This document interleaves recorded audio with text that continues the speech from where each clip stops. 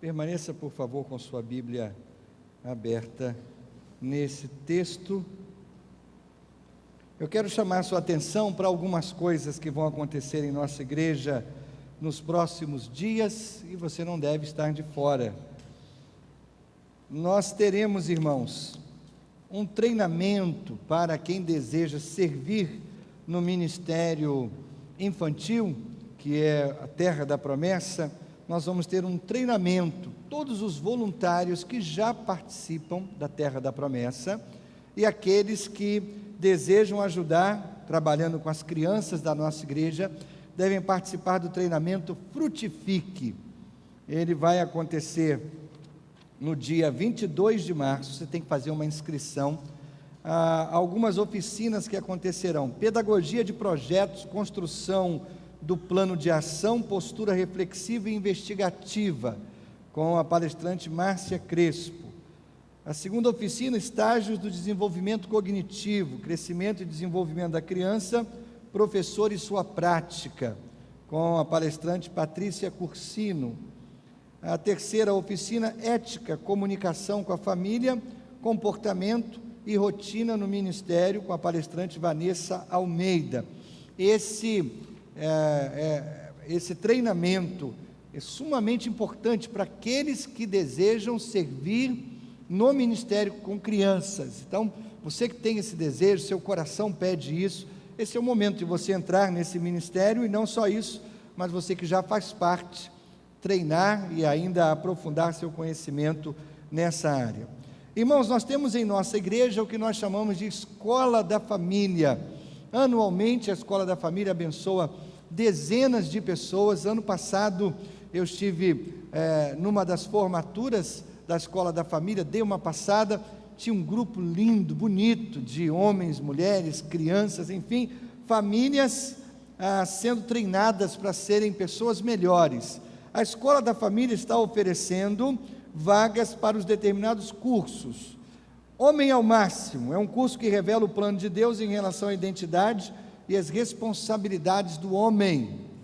Mulher Única é um curso dirigido ao coração da mulher e aborda temas como autoestima, valor, originalidade, feminilidade e responsabilidade. Está oferecendo também o curso Amor, Aliança, Amor Incondicional. É um curso que proporciona aos casais o plano essencial de Deus para o relacionamento conjugal, isto é, as veredas antigas para o casamento. Infelizmente, esse curso já está com as vagas esgotadas. Alcançando o coração de seu adolescente. Esse curso vai ajudar os pais a alcançarem os corações de seus filhos, com o objetivo de levar os pais a muitas reflexões, ajudando-os a descobrir respostas e a construir relacionamentos familiares saudáveis. Então esse é o Alcançando o Coração do seu adolescente.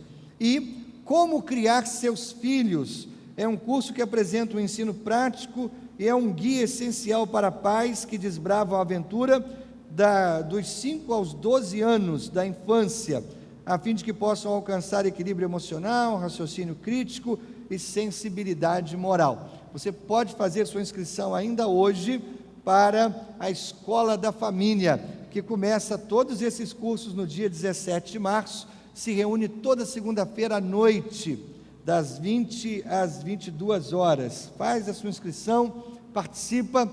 Deus tem algo muito especial para abençoar a sua vida através da Escola da Família. Hoje à noite, irmãos, nós vamos ter um culto super especial e diferente. Estará conosco o Gilmar Branco. Ele é ator e ele tem abençoado várias igrejas com suas peças teatrais, e ele estará conosco trazendo a peça O Inimigo Oculto, hoje às 19h30. Nós não teremos Tadel na próxima terça-feira, por causa do feriado, e se você deseja se tornar membro da igreja, você deve fazer sua inscrição no Faça Parte da Família, que vai acontecer no dia 22 de março. Atos, capítulo 4, o versículo 13. Atos 4, 13. Diz assim: vendo a coragem de Pedro e de João, e percebendo que eram homens comuns e sem instrução, ficaram admirados e reconheceram que eles haviam estado com Jesus.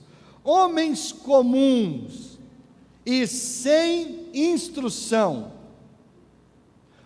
Homens comuns e sem instrução. Irmãos, isso não foi um elogio, de maneira nenhuma. Aqui está como a Bíblia Viva traduz esse verso. Diz assim: quando o conselho viu a coragem de Pedro e João, e pôde ver que eles eram evidentemente homens simples e sem cultura, ficaram espantados e perceberam o que a convivência com Jesus havia feito neles. Então, irmãos, o que nós temos aqui é exatamente isso. Os líderes judeus estavam surpresos com a coragem de Pedro e João,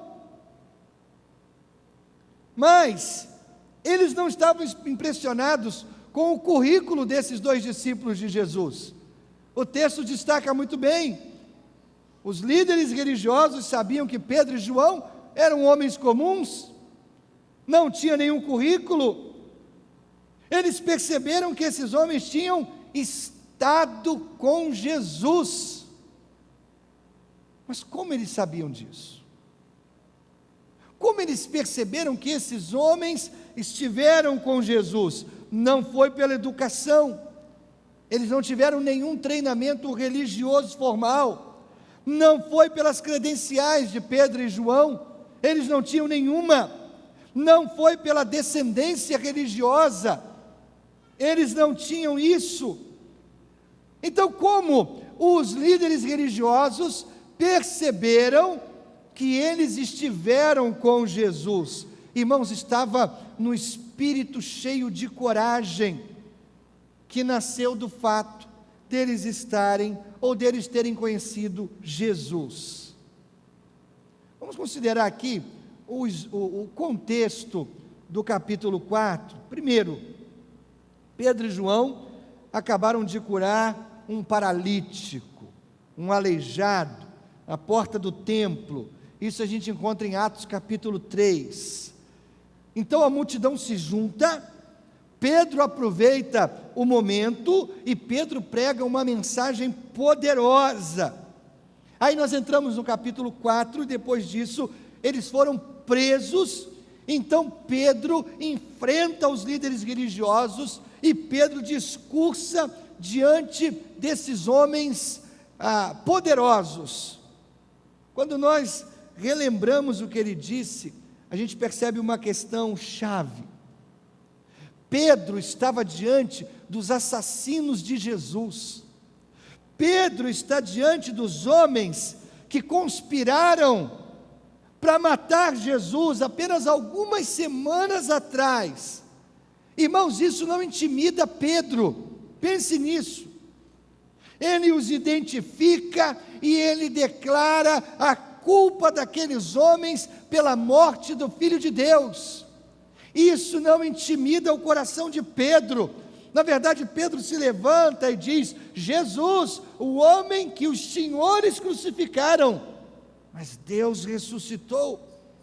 E aí ele conclui o seu discurso com esse forte apelo no versículo 12, quando ele diz assim: não há salvação em nenhum outro mais, debaixo do céu inteiro, não existe nenhum outro nome para os homens chamarem, a fim de serem salvos.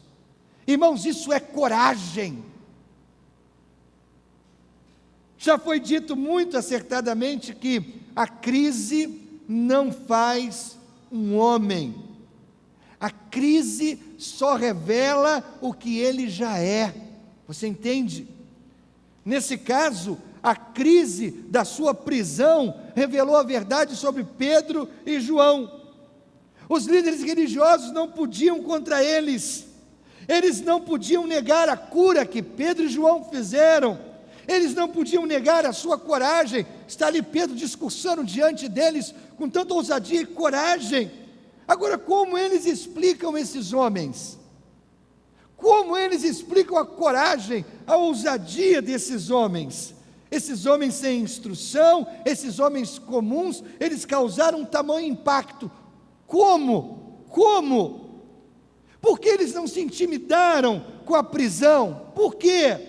Como eles podiam falar tão ousadamente e tão livremente? Qual era o segredo desses homens? E aí, quando os líderes religiosos consideram todos os fatos, eles chegam a uma conclusão simples e eles declaram essa conclusão: eles tinham estado com Jesus. É sobre isso que eu quero pensar nessa manhã. Irmãos, nenhum fato é mais importante para a nossa consideração hoje: estar com Jesus. Irmãos, por todo canto, nós vemos sinais do impacto do cristianismo diminuindo na nossa cultura. Nós hoje temos um cristianismo muito mais permeado pela nossa cultura, um cristianismo muito mais permeado pelo mundo, do que um mundo permeado pelo cristianismo. Nós temos um cristianismo muito mais raleado pela cultura mundana do que um mundo abençoado pelo cristianismo. Por todo canto a gente vê sinais de um cristianismo fraco, morno, sem graça. Impacto nenhum nós estamos causando na nossa sociedade. Nós lamentamos o avanço do secularismo, do mundismo, à medida que a gente vê as instituições que antes eram tão sólidas, agora estão se desintegrando. A TV está abusivamente tentando fazer com que a gente engula um novo tipo de família, formado por 2 homens ou 2 mulheres que se chamam de marido e mulher e podem criar os seus filhos. E a gente, igreja, não consegue mais deter o avanço disso. Por quê, irmãos? Porque a gente vive um tempo em que o cristianismo não causa mais impacto na nossa sociedade. Hoje a gente tem boate gospel, hoje a gente tem balada gospel, hoje a gente tem bloco de carnaval gospel, escola de samba gospel. Eu estou esperando lançarem o inferno gospel, irmãos, porque só falta isso, só falta isso. E aí nós nos perguntamos, por que os cristãos perderam sua influência na sociedade? Por que, irmãos? Eu penso que esse verso nos oferece uma resposta. Os primeiros cristãos giraram o mundo de cabeça para baixo, porque eles tiveram um encontro transformador com Jesus Cristo. Esse único fato, talvez tão pequenino, explica a coragem da primeira geração de crentes, que viraram o mundo de cabeça para baixo, que tomaram o evangelho em Jerusalém e o levaram para todo o Império Romano, apesar de toda a perseguição e de todo o massacre que o Império Romano fez sobre os primeiros cristãos. Eles não se intimidaram. Por quê, irmãos? Porque eles tinham estado com Jesus. Eles não foram apenas mais uma religião, irmãos. Era mais do que discurso, era mais do que algumas orações, era mais do que uma religião de passatempo, era algo que produzia um poder dinâmico, um poder que transformou homens comuns em testemunhas corajosas de Cristo. Isso não tinha nada a ver com um diploma ou com algum tipo de formação teológica profunda, nada a ver. E aí isso nos leva a uma conclusão importante, preste atenção, irmãos.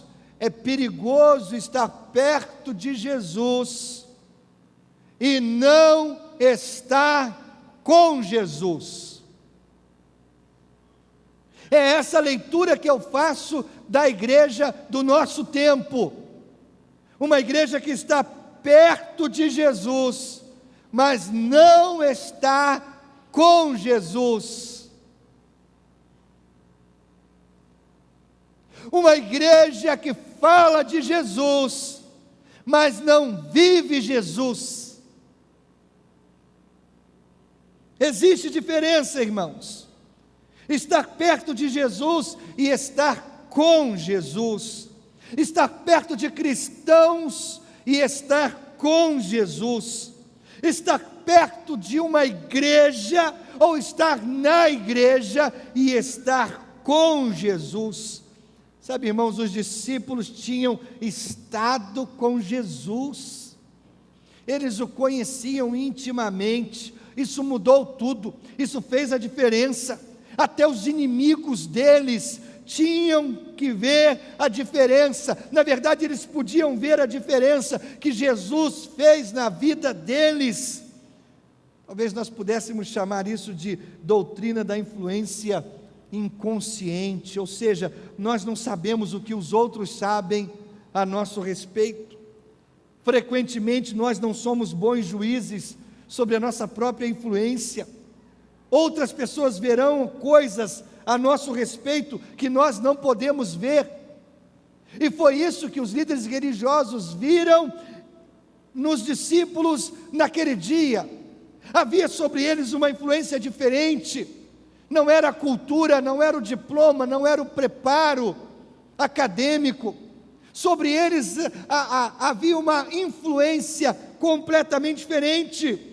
O texto não diz que Pedro e João disseram: olha, nós estivemos com Jesus. O texto não diz isso. Isso seria verdade, mas eles não disseram. Não seria arrogância da parte deles, também não. Mas eles não disseram nada disso. Os líderes religiosos ficaram impressionados com Pedro e João, mas eles estavam profundamente assustados. Impressionados e assustados. J.W. Byrne diz o seguinte: que chances esses pescadores incultos tiveram na presença do alto clero de rabinos treinados? Ainda assim, os rabinos pareciam ter sido feitos de tolos, e o pescador ganhou uma disputa como um filósofo poderia ter invejado.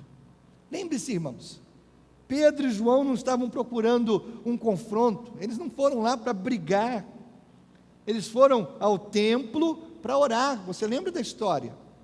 Capítulo 3 diz isso. Versículo 1: certo dia Pedro e João estavam subindo ao templo na hora da oração. Eles foram orar. Eles não foram realizar uma cura. Eles não foram pregar.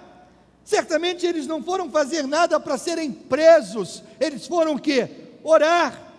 O que é isso, irmãos? Isso é obediência comum. Acontece quando homens honestos fazem a coisa certa, na hora certa. Isso às vezes coloca você em dificuldade. Quando você faz a coisa certa, isso às vezes coloca você em dificuldade. Eles estavam fazendo o que os cristãos deveriam fazer sempre, obedecendo a Deus.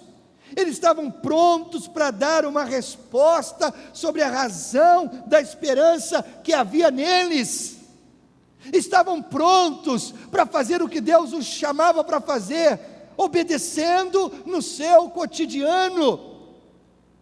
Irmãos, a gente fica esperando o espetacular, a gente fica esperando o maravilhoso, a gente fica esperando a coisa grande para poder servir a Deus.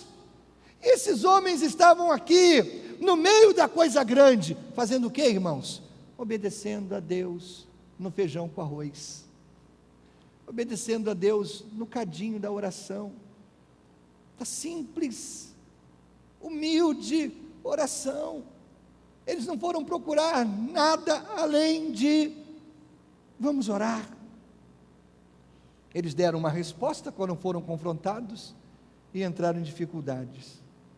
Atos capítulo 4, versículo 2, até explica o porquê. Diz que os líderes religiosos estavam muito perturbados, porque os apóstolos estavam ensinando o povo e proclamando em Jesus a ressurreição dos mortos. Porque quando eles vão orar, irmãos, Eles vão simplesmente orar, e aí eles curam aquele paralítico na porta do templo, que pede ajuda, e eles apenas fazem o que Deus manda eles fazerem. E aí Pedro então anuncia para toda a multidão que se junta depois do milagre, Pedro anuncia que Jesus ressuscitou dos mortos. Os líderes religiosos ficam atônitos, assustados, preocupados, mas os apóstolos apenas disseram a verdade: vocês crucificaram Jesus, Deus o ressuscitou dos mortos. Irmãos, isso é corajoso, isso é poderoso, isso é coragem nas veias, irmãos. E sabe qual foi o resultado desse discurso? Versículo 4 diz assim: muitos dos que tinham ouvido a mensagem creram, chegando o número dos homens que creram a perto de 5.000. Você consegue ver a sequência? É obediência, é milagre, é pregação, milhares são salvos, é prisão e é coragem debaixo da pressão. Irmãos, não foi nenhuma surpresa quando os inimigos deles disseram: estes homens estiveram com Jesus. Esses homens estiveram com Jesus. Você lembra do Pedro covarde, que negou Jesus? Esse mesmo Pedro é esse que faz esse discurso agora diante dos assassinos de Jesus. O Pedro covarde se tornou sólido como uma rocha, porque, irmãos, quando Cristo se apropria de uma vida, a mudança será evidente para todo mundo. Quando Jesus toma conta de um coração, quando Jesus entra numa vida, quando Jesus faz parte de uma vida, a mudança é evidente, as pessoas vão ver, há algo diferente em você, há uma influência sobre você, há uma luz sobre você, há uma atitude diferente em você. Eles têm que admitir: você tem andado com Jesus. Essa é a diferença. John Woodhouse diz: existe algo na conduta, disposição e semblante de um homem, de um bom homem, que repercute por si mesmo. Sua influência é sentida no mundo, na igreja, no currículo, no círculo familiar. A vida de Deus não pode ser escondida, a luz deve brilhar. Irmãos, ainda que os líderes religiosos odiassem Pedro, ou odiassem o que Pedro disse, eles não podiam negar o que Cristo fez nele. Eles odiavam o discurso de Pedro, mas eles não podiam negar: há uma influência sobre esse homem. Até os seus inimigos souberam que Pedro e João tinham estado com Jesus. Agora eu fico pensando, irmãos, que não há nenhum elogio, nenhuma honra maior que poderia ser dada a um filho de Deus. Não existe nenhuma palavra mais magnífica ou grandiosa que eu gostaria de ouvir dos lábios de qualquer pessoa, dizendo: você tem estado com Jesus. Eu posso perceber isso. Irmãos, à medida que nós pensamos sobre como aplicar ou como tornar essa verdade prática na nossa vida hoje, vamos considerar algumas perguntas práticas. Primeiro, quais são as marcas de alguém que tem estado com Jesus? Quais são? Obviamente nós queremos alguma coisa de Jesus, irmãos, transbordando de nós, claro que nós queremos, mas o que é exatamente isso? O que é esse algo de Jesus que deve transbordar de nós? O que é esse algo que a gente deve estar tão cheio a ponto disso transbordar? Eu pensava nisso enquanto estudava esse texto essa semana, e aí me veio à mente João 1,14, nos dá uma ideia disso. Nesse texto diz que Jesus era cheio de graça e de verdade. Irmãos, quando eu penso nessa expressão, eu sou levado a pensar no fato de que Jesus estava cheio. Ele estava cheio de graça, de verdade. Alguém pode ser verdadeiro por algum tempo, alguém pode ser amoroso por algum tempo. Jesus era cheio ao ponto de transbordamento de verdade e graça. Ele falou a verdade com graça, ele mostrou graça em verdade. Jesus nunca teve que escolher entre a verdade ou a graça, ambos existiam nele. Aqueles que seguem Jesus terão a verdade e a graça em seu coração, transbordando para fora dele. Irmãos, esse é o ponto central de uma vida marcada pela humildade, pela honestidade, pela afabilidade, pela generosidade debaixo de pressão. Uma vida que transborda de dizer a verdade, mesmo quando seria mais fácil e útil mentir. Uma vida que traz consigo o aroma do céu.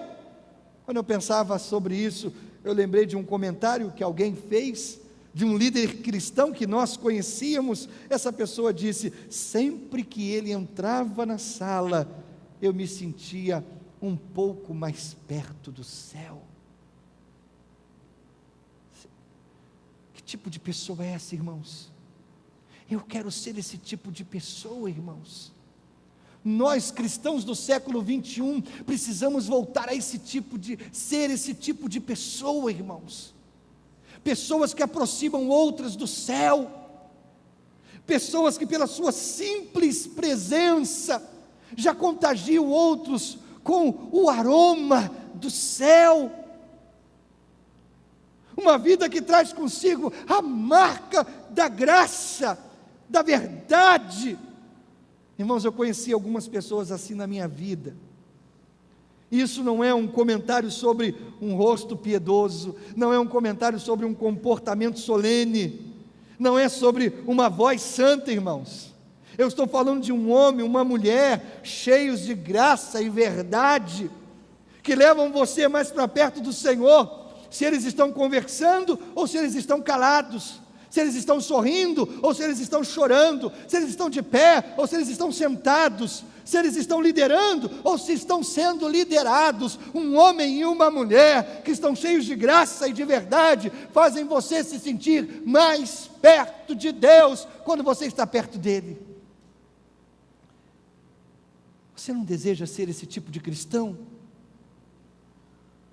Você não deseja ter essa marca em você? Isso não é algo que seduz o seu coração? Por favor, meu querido, esqueça os grandes ícones profissionais do mundo. Eu gostaria de ser como aquele advogado. Eu gostaria de ser tão bem sucedido como aquele empresário. Eu gostaria de ser um professor tão premiado como aquele ali. Queridos, nós deveríamos voltar o nosso coração a dizer: eu gostaria de ser um cristão como Pedro foi, como João foi, como Tiago foi. Nós estamos tão impregnados pela cultura do Big Brother, a cultura da celebridade de 15 minutos, que é isso que a gente quer, irmãos, nesse mundo. A gente está buscando isso nesse mundo, quando a gente deveria ter um coração voltado para a graça e para a verdade, que só Jesus pode fazer transbordar do nosso coração. É por isso, irmãos, que a gente não causa mais nenhum impacto nesse mundo. A gente está querendo as mesmas coisas que o mundo quer. A gente não apresenta mais nenhum diferencial, nenhum aspecto diferente a gente apresenta.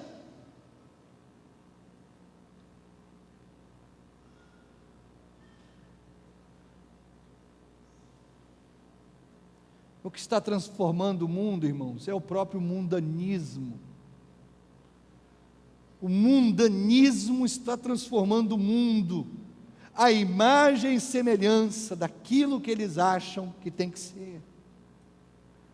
Irmãos, eu vou levantar uma campanha nessa igreja, para a gente parar de assistir novela, em nome de Jesus, irmãos. Novela dita comportamento, não se engane. Novela dita comportamento. Você sabe onde surgiu o espiritismo kardecista? Na França. Você sabe quantos kardecistas existem na França? Você não precisa de mais de 2 mãos para contar. É morto o kardecismo na França.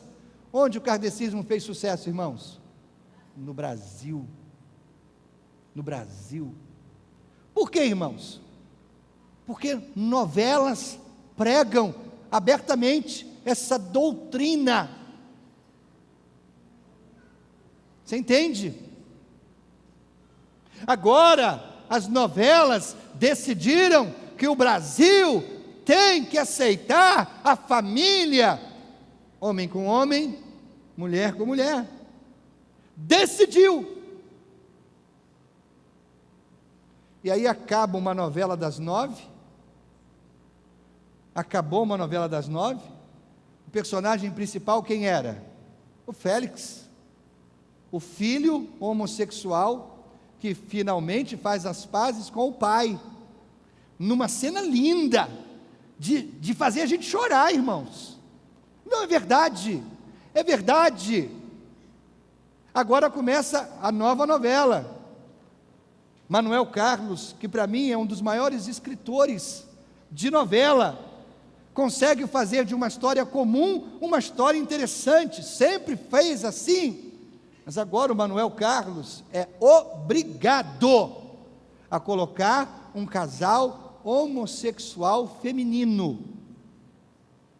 E toda a trama, nesse momento, está focando com cenas lindas, apaixonantes,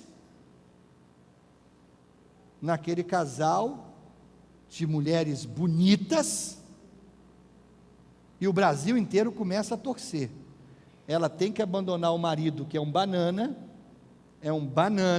é um sonhador, é um irresponsável, é um cara que deixa faltar dinheiro dentro de casa, é um fraco, e ela tem que ficar com a bonitona, predadora sexual, que está dando em cima dela. E o Brasil agora está torcendo. Sabe o que é isso, irmãos? Nós paramos de causar impacto na nossa sociedade. A igreja não influencia mais. A Globo está dizendo assim, que se dane os evangélicos. Nós vamos introduzir isso na nossa sociedade, haja o que houver. A Globo noticiando no Jornal Nacional uma lei que foi determinada lá pelo presidente de Uganda. Você já ouviu falar de Uganda? Você sabe onde fica Uganda? Mas o Jornal Nacional deu destaque, porque Uganda colocou como lei federal que o homossexualismo é crime. Aí William Bonner, Patrícia Poeta, dedicam não sei quantos minutos para noticiar essa coisa escandalosa, sabe? Você entende que existe um movimento por trás disso? Aí a Globo agora se associa aos evangélicos. Ela tem um conselho de pastores que está dizendo para ela como é o comportamento dos evangélicos. Então, quando um evangélico for retratado na Globo, agora vai ser retratado bonitinho, bacaninha, do jeito que a gente conhece. Sabe como? Agora a Globo faz festival de música gospel, porque nós já somos 40 milhões no Brasil. E se esses 40 milhões decidirem desligar a sua TV, porque são esses 40 milhões que dão Ibope, a Globo quebra na sua audiência. O Big Brother contratou uma mulher prostituta, e hoje ela está lá dentro fazendo par com outra mulher, abertamente, na sala da sua casa. A gente não causa mais impacto, irmãos. Somos nós que estamos sendo impactados com todo esse lixo. Então você percebe que nós não vivemos num mundo que é influenciado pelo cristianismo, a gente vive numa igreja que é influenciada pelo mundanismo. Por quê, irmãos? Porque a gente está falando muito de Jesus e estando pouco com Jesus. Como isso é desenvolvido, irmãos? Esse tipo de vida acontece principalmente às pessoas pela dor, pela dor. Os melhores cristãos que eu já conheci provaram a verdade de Jó 23:10, mas ele conhece o caminho por onde ando, se me puser à prova, aparecerei como ouro. Irmãos, não existe nenhum atalho para uma vida aprovada por Deus. Você precisa passar pelo forno de Deus, de forma que você possa ser refinado como ouro e ter o seu caráter aprovado. Até esse ponto acontecer na sua vida, tudo mais será teoria. Depois do forno, você conhece por experiência o poder de Cristo sobre a sua vida. Irmãos, o mundo não sabe nada sobre isso, não entende isso, e não pode copiar isso. John Woodhouse explica isso dessa forma: existe uma larga diferença entre um cristão e um homem mundano nos tempos de dificuldade. O homem mundano é tímido, irritável, inquieto. O homem cristão é tranquilo, corajoso, esperançoso. Nada pode tranquilizar e fortalecer um homem mais do que a garantia completa da proteção de Deus. Foi Spurgeon que disse: qualquer tolo pode cantar debaixo da luz do sol. O que você fará quando você perder seu emprego? O que você fará quando seu filho estiver na prisão? Quando seu casamento desmorona? Quando a igreja se divide? Quando o câncer retorna? Quando seu melhor amigo trai você? O que você faz quando você está na prisão por causa da sua fé? Pedro e João oraram. Isso é caro, irmãos. Mas quando a dificuldade vem, até seus inimigos podem ver a diferença que Jesus faz na sua vida. Até seus inimigos vão ter que se dobrar dizendo: ele esteve com Jesus, ele tem andado com Jesus.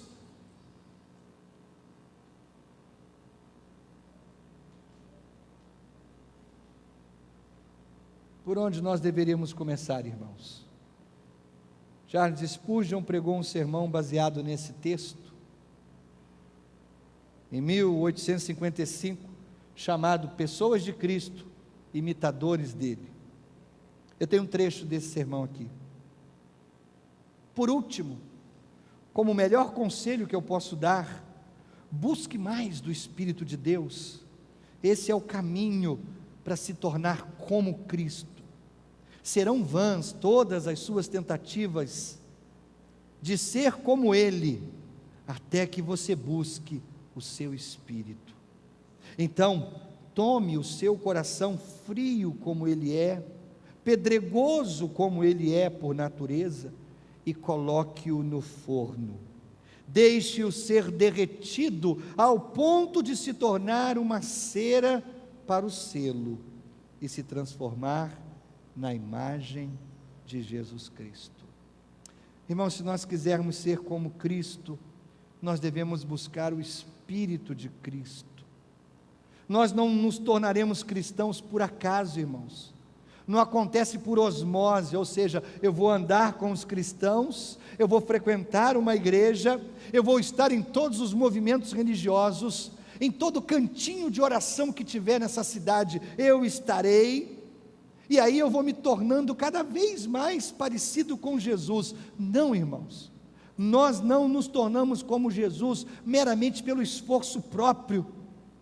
Sem o Espírito Santo, nós ficaremos exatamente como nós somos. Exatamente. Quando Spurgeon terminou o seu sermão, ele concluiu dizendo que se nós tivermos sido como Cristo na terra, nós seremos como Ele no céu. Spurgeon imagina um anjo no portão do céu, esperando a entrada daqueles que se parecem com Jesus. Aí o anjo vê se aproximando dos portais celestiais, um homem com uma coroa da realeza. Não, esse não se parece com Jesus. Depois outro com uma vasta educação e vários canudos de diplomas debaixo do braço. Não, esse também não se parece com Jesus. Depois veio uma pessoa com uma beleza rara, lindíssima, o corpo, o cabelo, tudo dentro do padrão de beleza desse mundo. Não, esse também não se parece com Jesus. Finalmente veio uma grande celebridade famosa distribuindo autógrafos por todos os lados. Não, esse também não se parece com Jesus. Nada disso importará no céu, irmãos, nada disso. Mas então, se as coisas que importam na terra não importam no céu, então quem será admitido no céu? Quem será, irmãos? Aqui está a resposta de Spurgeon. Então apareceu outro homem, pobre de aparência, analfabeto talvez, mas o anjo, quando olha para ele, sorri e diz: é Cristo novamente, é uma segunda edição de Jesus Cristo que está chegando. Entre, a glória eterna te espera. Você é como Cristo, no céu você se sentará, porque você é como Ele. Irmãos, nós não estamos lá ainda, nós estamos a caminho. Esse é o nosso desafio, esse é o nosso chamado, e essa deve ser a nossa oração. Uma querida irmã, membro fundadora dessa igreja, chamada Anete Pinto, foi uma grande mulher que amava Jesus com tanta simplicidade e humildade na sua vida. Eu lembrei dela essa semana ao pensar nesse texto, e eu lembrei de um dos hinos preferidos que a gente cantava nas nossas reuniões de oração de manhã aqui na igreja. Sempre que eu pedia: irmã Anete, tira um hino para a gente, ela sempre cantava esse que dizia assim: mais de Cristo eu quero ver, mais do seu amor obter, mais da sua compaixão, mais da sua mansidão, mais de Cristo compreender, quero a Cristo obedecer, sempre perto dele andar, seu amor manifestar. Mais de Cristo, mais de Cristo, mais do seu puro e santo amor, mais de ti mesmo, ó Salvador. Irmãos, essa não deveria ser a nossa oração todos os dias? Todos os dias. Mais de Cristo nos meus negócios, mais de Cristo no meu comportamento, mais de Cristo nos meus estudos, mais de Cristo na minha vida, mais de Cristo. Só assim a gente voltará a causar impacto no nosso mundo. Curve a sua cabeça, feche os seus olhos.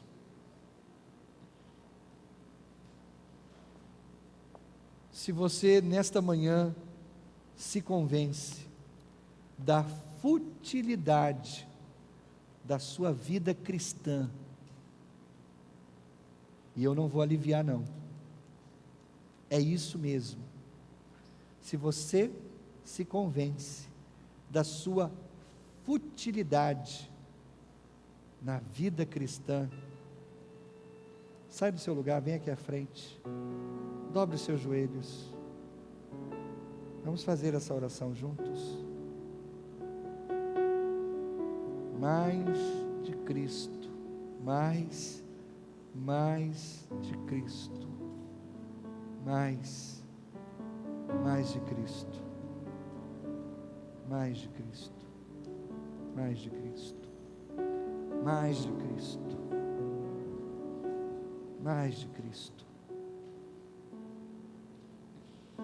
mais de Cristo, muito mais, muito mais, muito mais, mais de Cristo. Essa é a sua oração, esse é o seu desejo, mais de Cristo nos seus negócios, mais de Cristo na sua ética, mais de Cristo na sua moralidade, mais de Cristo na sua família, mais de Cristo no seu casamento, mais de Cristo. É isso que você quer? Vem orar, vem dobrar os joelhos e confessar a futilidade da sua vida cristã.